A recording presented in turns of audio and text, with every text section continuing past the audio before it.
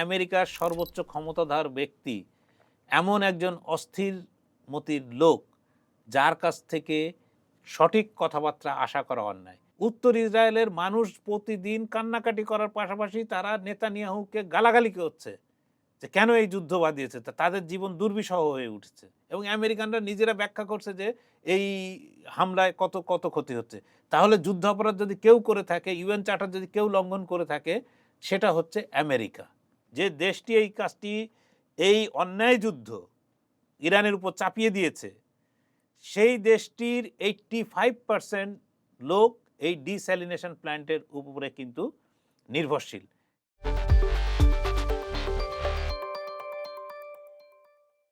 চর্চা ডিকোডে স্বাগত। মধ্যপ্রাচ্যে যুদ্ধের সর্বশেষ কয়েকটি ঘটনার মধ্যে উল্লেখযোগ্য হচ্ছে দুবাই বন্দরে প্রায় 20 লাখ ব্যারেল বাহী একটি জাহাজের উপরে হামলা চালিয়েছে ইরানি ড্রোন। ওদিকে ইরানের ইস্পাহানের বাংকার বাস্টার দিয়ে ব্যাপক ধ্বংসযজ্ঞ চালানো হয়েছে, যেটার ভিডিও খোদ মার্কিন প্রেসিডেন্ট ডোনাল্ড ট্রাম্পও শেয়ার করেছেন। এছাড়া ইরানে আসলেই ইসরায়েল এবং মার্কিন যুক্তরাষ্ট্র স্থল হামলা চালাবে কিনা তা নিয়ে নানান ধরনের কথা চলছে, নানান ধরনের বিশ্লেষণ চলছে। এই সার্বিক বিষয় নিয়ে কথা বলবো চর্চার ব্যবস্থাপনা সম্পাদক সেলিম খানের সঙ্গে। সেলিম খান, আপনাকে স্বাগত। মার্কিন প্রেসিডেন্ট ডোনাল্ড ট্রাম্প ইরানের বিদ্যুৎ গ্রিডে হামলার একটি হুমকি দিয়েছিল। ইরান তার বিপরীতে উপসাগরীয় দেশগুলোতে পানি শোধনাগার বা ডিস্যালিনেশন প্ল্যান্টে পাল্টা হামলার হুমকি দিয়েছে। এই যে ব্যাপারটা হলো, একটা এটা কি আসলে মনস্তাত্ত্বিক যুদ্ধের দিকে যাচ্ছে, নাকি জ্বালানি এবং জীবনযাত্রার মেরুদণ্ড ভেঙে দেওয়ার একটা পরিকল্পনা চলছে? আপনি শেষ যে শব্দটি ব্যবহার করলেন, আমার মনে হয় ওটি হচ্ছে মুখ্য। যে এইখানে শুধু গতকালও আমরা আমাদের আলোচনায় বলছিলাম যে ইসরায়েল এবং আমেরিকার উদ্দেশ্য যে এক ঢিলে দুই পাখি মারা, যেটা আমরা বলে থাকি, যে শুধু ইরান এখানে লক্ষ্য না, পাশাপাশি যে অন্য আরব দেশগুলো যারা তেলের মাধ্যমে সমৃদ্ধ হয়েছে, যারা এখন অন্য দিকে যাওয়ার চেষ্টা করছে, তাদেরকেও আপনার মেরুদণ্ডটা ভেঙে দেয়া। এই যে ডিস্যালিনেশন প্ল্যান্ট যে কথা বললেন, এই রকমের উপর আক্রমণ বা কোনো ধরনের যুদ্ধে কিন্তু আমরা শুনিনি। এমনকি ইরাক যুদ্ধের সময়ও কিন্তু ওইভাবে শুনেছি বলে আমার অন্তত মনে পড়ে না। কিন্তু এখন যদি আমরা দেখি যে প্রথম ডিস্যালিনেশন প্ল্যান্টে হামলা হয় কিন্তু ইরানে, এরপরে কিন্তু ইরান একের পর এক অন্যদের উপর হামলা চালিয়েছে।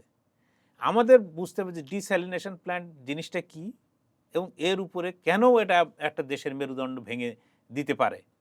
ডিস্যালিনেশন প্ল্যান্ট হলো যে আরব দেশগুলো মূলত মরুভূমির উপরে আপনার রেখা টেনে টেনে একটা দেশ তৈরি, এবং তার পাশে যে সমুদ্র আছে সেই সমুদ্রের পানি হচ্ছে নোনা, ফলে সেখানে মিষ্টি সুপেয় পানির খুব অভাব।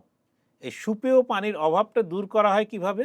না, এই ডিস্যালিনেশন প্ল্যান্টের মাধ্যমে সমুদ্রের পানি থেকে লবণকে ছেঁকে বের করে দিয়ে সেইটা মানুষের কাছে পরিশ্রুত সুপেয় পানি হিসাবে সরবরাহ করা হয়। এখন তাহলে দেখা যাক যে কারা এর উপর বেশি নির্ভরশীল। যদি আমি বলি কাতার, কুয়েত এবং বাহরাইন প্রায় 100% এই ডিস্যালিনেশন প্ল্যান্টের উপর নির্ভরশীল। সৌদি আরব 50%-এর মতো নির্ভরশীল। আপনার ইসরায়েল, যিনি এই কাজটা শুরু করেছিলেন, যে দেশটি এই কাজটি, এই অন্যায় যুদ্ধ ইরানের উপর চাপিয়ে দিয়েছে, সেই দেশটির 85% লোক এই ডিস্যালিনেশন প্ল্যান্টের উপরে কিন্তু নির্ভরশীল। তাদের দেশের জনসংখ্যা যদি আমি ধরে নিই 1 কোটির মতো, তাহলে 85 লাখ লোক, অধিকাংশ লোক, আর বিশেষত যারা শহরে থাকেন, তেল আবিব হোক, হাইফা হোক বা বিভিন্ন শহর, আরও অনেক শহর তাদের আছে, সেই শহরের মানুষজনের কাছে কিন্তু তাদের পানির উৎস কিন্তু হচ্ছে এই ডিস্যালিনেশন প্ল্যান্ট। আর একটা হচ্ছে ইসরায়েলিরা একটু ভালো ইয়ে তাদের প্রযুক্তিগত বা তাদের চেষ্টায় আছে, সেটা হচ্ছে ওয়াটার হারভেস্টিং। যে বৃষ্টির পানি ওখানে যেটা হয়, বলা হয়ে থাকে যে ইসরায়েল প্রায় 99% বৃষ্টির পানি ব্যবহার করতে পারে। তো এই যে ডিস্যালিনেশন প্ল্যান্টে আপনার হামলা হচ্ছে, এই প্রথম শুরু করলো ইসরায়েল ইরানে। এই ইরানের কিন্তু মাত্র 3% লোক, ইরান বিশাল বড় দেশ, সেখানে সমুদ্র আছে, যেমন তেমন পাহাড় আছে, নদী আছে, সব আছে, এবং সেখানে মাত্র 3% লোক এই ডিস্যালিনেশন প্ল্যান্টের উপরে, মানে এর পানির উপরে তারা নির্ভর করে। বাদ বাকি 97%-এর কিন্তু কোনো নির্ভরশীলতা নেই। ফলে 3% লোকের ক্ষতি করে কিন্তু আপনি কিছু করতে পারবেন না।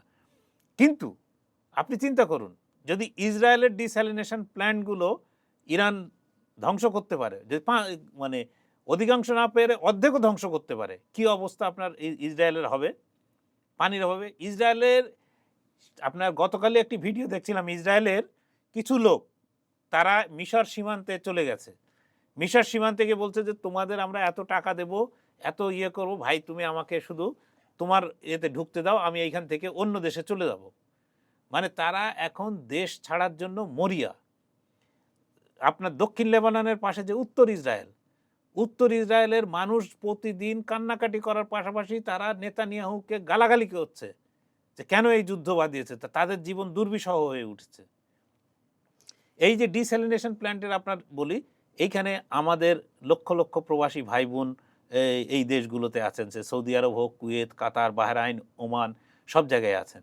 মূলত এই দেশগুলোতে যদি পানির সমস্যা হয় তাহলে তারাও সমস্যায় পড়বে, সেটা আমাদের জন্য চিন্তার বিষয়। এবং পানি ছাড়া তো কোনো মানুষ বাঁচতে পারে না, পানি ছাড়া একটা মানুষ বাঁচবে কিভাবে? এখন যেটা ইরান যেটা চেষ্টা করছে, যদি তার বিপক্ষে যদি এই ধরনের হামলা চলতে থাকে, সে ইসরায়েলের ডিস্যালিনেশন প্ল্যান্টে হামলা চালাবে এবং ইসরায়েলকে কিছু না পারলে পানিতে অন্তত মারার চেষ্টা সে করবে, কারণ স্ট্র্যাটেজিক্যালি তার সামনে আর কোনো বিকল্প খোলা নেই। এমনিতে জেনেভা কনভেনশন অনুযায়ী যে বেসামরিক নাগরিকদের বেঁচে থাকার যে অপরিহার্য কিছু বিষয় থাকে যে স্থাপনায়, এখানে হামলা চালানো যুদ্ধাপরাধে শামিল। তবে মানে এই যে ডিস্যালিনেশন প্ল্যান্টের উপরে যে মানে হুমকি দিচ্ছে বা হামলা শুরু হয়েছে, বিশ্লেষকরা বলছেন যে অধিকাংশ এই উপসাগরীয় অঞ্চলের হাতে 1 সপ্তাহের পানি মজুদ আছে। বড় বড় সৌজন্য অকেজো হয়ে যায়। তাহলে পানির জন্য মানে তাদের কাছে কি কোনো প্ল্যান বি মানে আছে? বা এইটা যদি ঘটে তাহলে কোনো অভ্যন্তরীণ গৃহযুদ্ধ বা গণ অস্থিরতার পথ প্রশস্ত হবে কিনা উপসাগরীয় অঞ্চলগুলোতে? অবশ্যই আপনার কথা ঠিক, যে অস্থিরতা মানে মানুষ পানি বা খাদ্য না পেলে কি অবস্থা হয়, সে অস্থিরতা তো সবাই আমরা জানি। কিন্তু আপনি যে কথা বললেন যে এই ইউএন চার্টারে দেয়া আছে যে যুদ্ধের সময় কোথায় হামলা চালানো যাবে, কোথায় হামলা চালানো যাবে না, বেসামরিক কোনো স্থাপনা, বেসামরিক ব্যক্তি, কার উপর আঘাত করা যাবে না, করলে সেটা যুদ্ধাপরাধের শামিল হবে। আপনি প্রথম যুদ্ধাপরাধের ঘটনাটা ঘটেছে কোথায়? ইরানের একটি মেয়েদের স্কুলে, সে বাচ্চা মেয়ে, 6 থেকে 12 বছর বয়সে মেয়েদের স্কুলে, সেখানে প্রথমে যে হামলা চালানো হয়, এই হামলা চালানোতে সেখানে আগুন ধরে যায় এবং ধ্বংসযজ্ঞ তৈরি হয়। এরপরে স্থানীয় লোকজন উদ্ধারের জন্য সেখানে গিয়েছিল। এইখানে যাওয়ার পরে আবার দ্বিতীয় ক্রুজ এই যে টমাহক মিসাইল, সেই মিসাইল কিন্তু দ্বিতীয়বার আবার মারা হয়।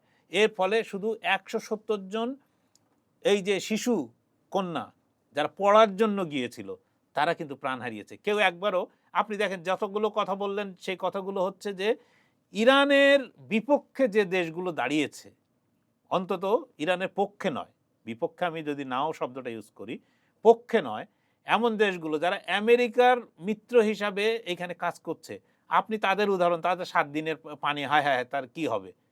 কিন্তু আপনি এই যে ইরানের এখনো স্কুলে, সেখানে 2টো ইউনিভার্সিটি, বিশেষত বিজ্ঞান প্রযুক্তি বিশ্ববিদ্যালয়গুলোতে হামলা চালানো হয়েছে, সেখানে স্পোর্টস সেন্টারে হামলা চালানো হয়েছে, স্কুলে হামলা চালাচ্ছে এবং আমেরিকাই চালাচ্ছে, ইসরায়েল বাদ দিলাম, আমেরিকা চালাচ্ছে। এবং আমেরিকানরা নিজেরা ব্যাখ্যা করছে যে এই হামলায় কত কত ক্ষতি হচ্ছে। তাহলে যুদ্ধাপরাধ যদি কেউ করে থাকে, ইউএন চার্টার যদি কেউ লঙ্ঘন করে থাকে, সেটা হচ্ছে আমেরিকা এবং সেটা হচ্ছে তার সহযোগী হচ্ছে ইসরায়েল। বিচার হলে তাদের হতে হবে। এখানে আরেকটি বিষয় একটু মানে আমি পরিষ্কার হতে চাই, মানে মধ্যপ্রাচ্যের যে তেল গ্যাস শিল্প, এইটার উপরে তো মানে বিশ্বের একটি বড় অংশ নির্ভরশীল।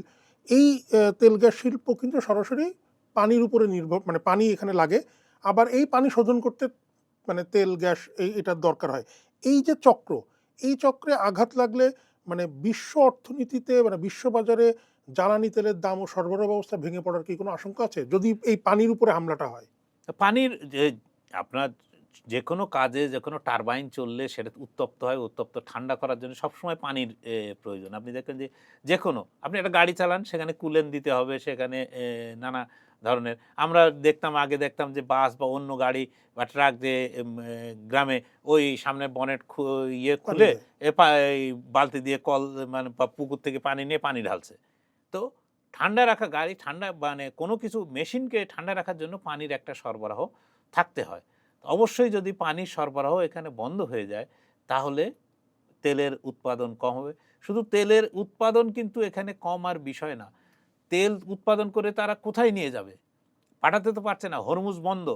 আপনি একটু মানে আপনার কথাতেই বলেছেন যে ২০ লাখ ব্যারেল তেল আছে এইরকম একটা জাহাজ, কুয়েতের জাহাজ দুবাই বন্দরে দুবাই বন্দরে আটকা পড়েনি, শুধু সেটায় হামলাতে হামলা হয়েছে। সেটাতে আগুন ধরে গেছে, সেটা জ্বলছে এবং এটা কতক্ষণ জ্বলবে কেউ জানে না। কিন্তু তো আপনার এই ধরনের ক্ষয়ক্ষতি যত বাড়তে থাকবে, আপনার আমার দেশের যে ক্ষতি বা আমার দেশের মানুষ যে আমরা সাধারণ মানুষ যে অসুবিধায় পড়ছি, সেটা কি তেলের পাম্পের দিকে তাকালে আমরা বুঝতে পারছি না?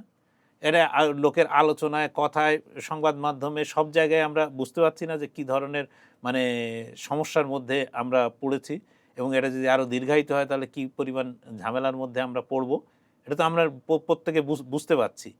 সুতরাং এইটা তেলের দাম $116 পর্যন্ত উঠেছে। আমেরিকায় গ্যালন ছিল $3 পার গ্যালন, এখন সেটা পৌঁছেছে 3.99 সর্বোচ্চ। এখন আমেরিকা কি করেছে এই তেলের দাম না বাড়ায় যাতে, সেজন্য কি করেছে তারা, রাশিয়া এবং এমনকি ইরান যার বিরুদ্ধে সে যুদ্ধ করছে তার তেলও বাজারে বিক্রির অনুমতি, খোলা বাজারে বিক্রির অনুমতি দিয়ে দিয়েছে। ফলে তেলের সরবরাহ কিছুটা বেড়েছে। ইতিমধ্যে রাশিয়া আবার প্যাচ কষে দিয়েছে যে সে বলছে যে আমি আমার দেশের অভ্যন্তরীণ চাহিদা বেড়ে যাচ্ছে, ফলে আমি উৎপাদন করতে পারবো না। তাহলে রাশিয়া একটা কৃত্রিমভাবে শর্টেজ তৈরি করতে পারে যে আমেরিকার এই যে ধোঁকাবাজি, এই যে ভণ্ডামি, এইটাকে সে ব্যবহার করে নিজেও বলতে পারে যে তেলের উৎপাদন কমিয়ে দিয়ে, যাতে রাশিয়ার তেল যারা ধরেন এই এতদিন কুয়েত, কাতার, সৌদি আরব এখান থেকে হরমুজ থেকে তেল নিয়ে আসতো, তারা রাশিয়ার কাছে গেল, রাশিয়া তখন করবে যে তার তেল উৎপাদন কমিয়ে দিয়ে তেলের বাজারে তেলের দাম বাড়িয়ে দিল। তখন আপনি কি করবেন? কিচ্ছু করার নেই। এবং প্রত্যেকে এই সুযোগ নেবে, এটার থেকে কোনো নিস্তার নেই। আপনি ধরেন, আমি যদি বলি, সেই জানুয়ারি মাস মানে ডিসেম্বর মাসে আপনার ভেনিজুয়েলা দখল করে নিয়েছিল বা ভেনিজুয়েলার প্রেসিডেন্টকে তুলে নিয়ে আসছিল ট্রাম্পের জঙ্গি বাহিনী। সেই বাহিনী যদি আপনার এত দিন লাগে, আজকে কয় মাস হয়েছে? 3 মাস হয়ে গেছে। ভেনিজুয়েলার তেল কি পর্যাপ্ত বাজারে আসছে? আসছে না। তাহলে আপনি সরবরাহটা কোথায় পাবেন? এবং এই ক্রাইসিসের মধ্যে আমরা কোন জায়গায় পড়তে যাচ্ছি, এটা আসলে খুব একটা কঠিন, খুবই চিন্তার বিষয়। বিশ্লেষকরা অনেকে বলছেন যে এই যে যুদ্ধ এবং যুদ্ধ নিয়ে এক ধরনের মানে ইসরায়েল এবং আমেরিকার যে ভাওতা, এই ভাওতার বলি হচ্ছে সাধারণ মানুষ। আবার একদিকে আলোচনার কথাও বলছে। আসলে কি মানে আলোচনার টেবিলে বসার কোনো সুযোগ আছে? দেখুন, এই ইসরায়েল বা আমেরিকার কথা শুনে অনেকটা আপনি এক ধরনের একটা, এটা মূলত বিহারের লোকজন বা এই যে তৈরি করে রাবড়ি বলে একটা মিষ্টির কথা, আপনি খাওয়ান দাওয়ান করেন, সুতরাং আপনি আর মিষ্টির কথাটা খুব খুব জানেন। এইখানে রাবড়ি তৈরি হয় কিভাবে? দুধ জাল দিয়ে, ঠিক আছে? নিচে থাকে গনগনে আঁচ, বা সেখানে কাঠ দেয়া থাকে, বা মূলত কাঠের চুলাতেই আপনার এটা তৈরি হয়, এবং উপর থেকে যে বাতাসটা ওড়ে, সর্বক্ষণ বাতাস দেয়া হতে থাকে যাতে শর্টটা শটটা বসে। বসে বা পড়তে থাকে, ঠিক আছে? যত শর পড়ে সেটা। তো এইখানে আমেরিকানদের শয়তানি হচ্ছে, উপর থেকে বাতাস মানে আলোচনার নামে একটা ভণ্ডামি চালানো হচ্ছে, এবং নিচ থেকে আগুন দেওয়ার মতো করে তারা প্রতি মুহূর্তে আপনার এখন ইরানের বেসামরিক প্রতিষ্ঠানগুলোতে হামলা চালাচ্ছে। ফলে আপনি যেটা বলছেন যে এই আলোচনা, এদিকে পাকিস্তান কিছু উদ্যোগ নিয়েছিল, সেখানে মিশর, সৌদি আরব, পাকিস্তান, তুরস্ক, তারা 4টে দেশ বসে, কে কে কারে বিড়ালের গলায় ঘণ্টা বাঁধবে কে? আপনি আমেরিকায় গিয়ে ট্রাম্পকে কে বলবে? কোনো একটি দেশের সাহস আছে যে মানে এ পর্যন্ত ইরানের এই যুদ্ধ ১ মাস এর বেশি হয়ে গেছে। কেউ একটা কথা বলছে? ইভেন আমি রাশিয়া এবং চীনের কথাও যদি বলি, তারাও কি জোর গলায় যে তোমাদের এখনই ইনস্ট্যান্টলি তোমাদের এই যুদ্ধ বন্ধ করতে হবে? বলছে? ইরানের দাবি মানতে হবে, কেউ বলছে? বলছে না। অথচ রাশিয়ার সঙ্গে ইরানের কিন্তু একটি সম্পর্ক আছে। এটা নিয়ে মানে আন্তর্জাতিকভাবে সেটা নানা চীনের ধরনের সঙ্গেও আছে। বিশ্লেষণ চলছে। ডোনাল্ড ট্রাম্প তো এক সময় এক ধরনের কথা বলেন। একবার বলছেন যে হরমুজ খুলে না দিলে আমি স্থলে অভিযান চালাবো। আবার বলছে যে হচ্ছে হরমুজ বন্ধ থাকলেও সমস্যা নেই, আমি যুদ্ধটা বন্ধ করব। এই নানান ধরনের কথার মধ্যে আবার নতুন করে আসছে যে স্থল হামলা চালাবে কিনা।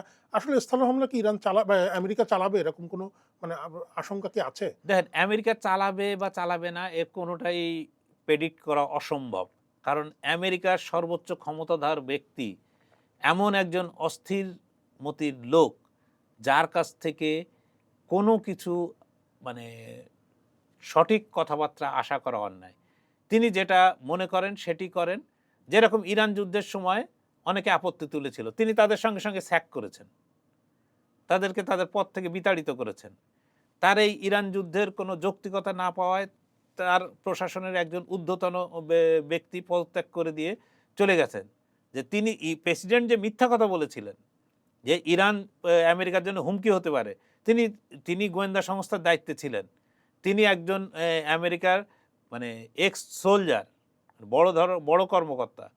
তিনি বলছেন যে আমেরিকার প্রেসিডেন্ট যে কথা বলছেন এটা ঠিক না।